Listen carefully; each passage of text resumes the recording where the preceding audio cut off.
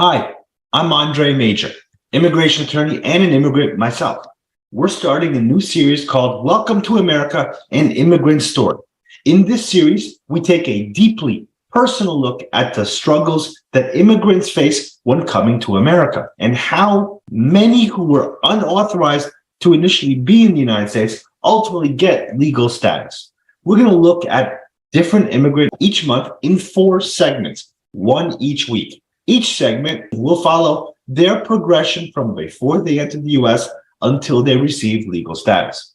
If you or your family member is an immigrant, I'm sure you're going to relate to these stories. More importantly, these stories may help you find solutions to your immigration problems. If you're not an immigrant, I'm sure you're going to find these stories heartwarming and inspiring. At the very least, you'll gain a deeper understanding of immigrants' difficulties. So make sure you click the subscribe button below. You don't want to miss a single episode. Also, I invite you to tell us about your immigrant story in the comments section below. We may use your story in a future episode or ask you to be a guest and share your story with our followers. Together, we might just solve your immigration problem. Welcome to America.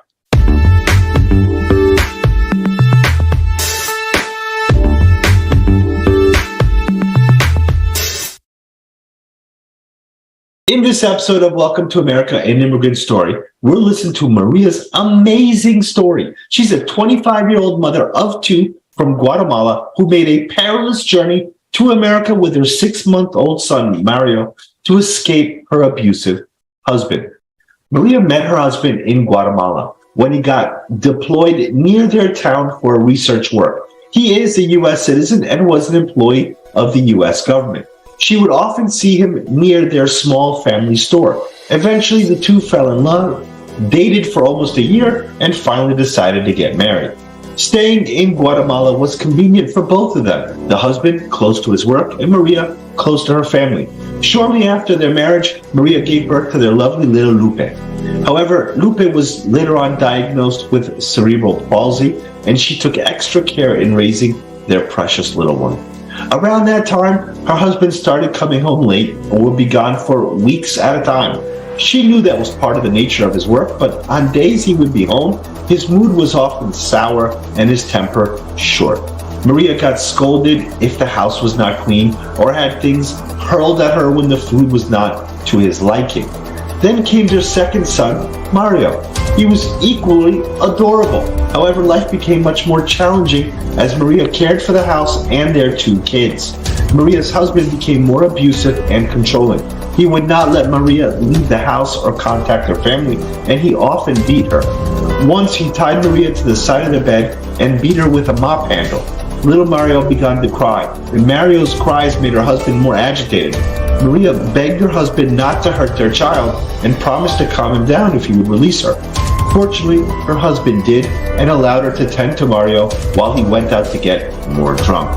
Looking in a mirror, Maria checked her bruises and took a few pictures of them with her phone. That was the worst beating he had ever given her, and the first time she feared for the safety of her children. She felt hopeless and desperate.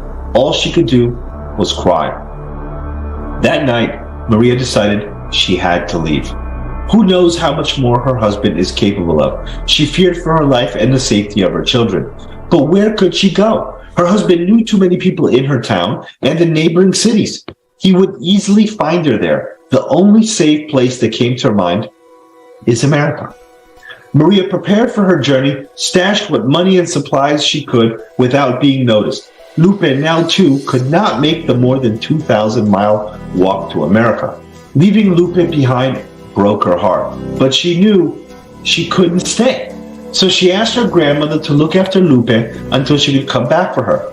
Maria and Mario then left to make their way to America and hopefully a better life. She joined another group of migrants to make the trip, but the road to America was not easy.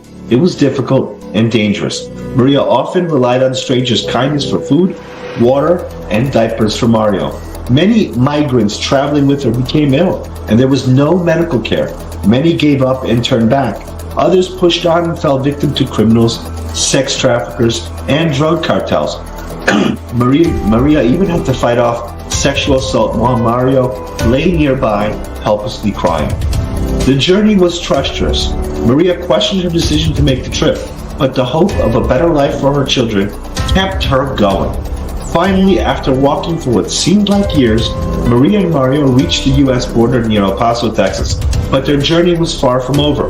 She and Mario had to cross the Rio Grande River to get into the United States. At the river, Maria spoke to others who planned to cross. They told her that 2 small children had drowned in the swift-moving water just the day before. Maria once again questioned if she had made the right decision. Was it worth risking Mario and her own life? She knew that staying where she was with an abusive drug was no life at all, and put her kids in real danger. She did not know how her husband would react if she returned, but she knew it wouldn't be good. The following day, Maria and Mario prepared to cross the river with the others. She found a small piece of rope and tied one end around Mario's waist and the other to her wrist. As they approached the banks of the river, she could see people struggling to make the crossing. They had found the shallowest spot, but the water still came up to her chest as she crossed. Maria held little Mario up out of the water to try and keep him dry, but without using her arms, she lost her balance. The two slipped beneath the water and began getting pulled down the river. She held on to Mario while trying to keep both of her heads above water. It looked desperate for her and Mario. Maria was tired and felt like she could not go on. That is when she felt someone grab her, and she was pulled into the safety of an inflatable boat by members of the Texas National Guard. Maria immediately stated she was asking for asylum in the United States because she feared for her life if she were to return to her country. The guardsmen took Maria and Mario to shore on the U.S. side of the Rio Grande, where she was allowed to dry off. After waiting for several hours, she and her son were offered a free bus ride to New York. Maria's aunt lived in New Jersey, and she knew it was a short trip from New York to her home. Hours later, Maria and Mario were on a bus with many other immigrants to travel the many miles to what Maria believed would be a better life. Little did she know that a new set of struggles were waiting for her. So, what lies ahead for Maria as she attempts to start a new life in the safety of the United States? Will she be able to live with her aunt? Will she be able to find a job? What will happen to Lupe? Will Maria get deported, or will she get asylum, or is there something even better in store for her? Subscribe now so you don't miss the riveting conclusion to this chapter of Maria and Mario's story. And be sure to click the bell icon to receive notifications when the next episode comes out. Next time on Welcome to America, we will discuss many of the problems Maria will face when she reaches New York. How can she avoid problems, escape deportation, and what must she do to legally stay in the United States? If you have newly arrived in the United States, or you, a friend or family member, are planning to enter the United States soon, you may just discover the solution to your immigration problem. So share it with people you know and help us spread the word. Maybe soon we'll be saying, "Welcome to America" to you.